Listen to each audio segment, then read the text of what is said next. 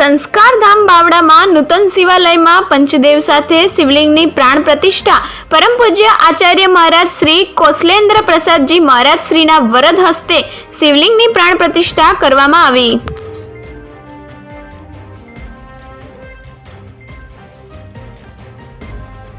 મંદિર ગર્ભગૃહનું રિનોવેશન કર્યા બાદ સિંહાસનની મૂર્તિની પૂજા આરતી કરી, યજ્ઞશાળામાં આરતી કરી, સભા મંડપમાં પધારી હરિભક્તોને આશીર્વાદ પાઠવ્યા।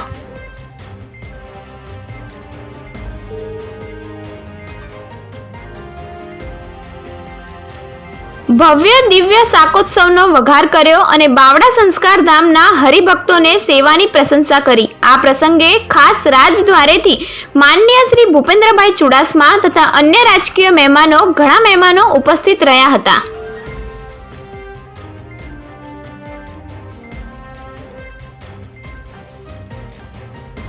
મોટી સંખ્યામાં દૂર દૂરના ગામોથી સત્સંગી હરિભક્તોએ પ્રસાદનો લાભ લીધો હતો।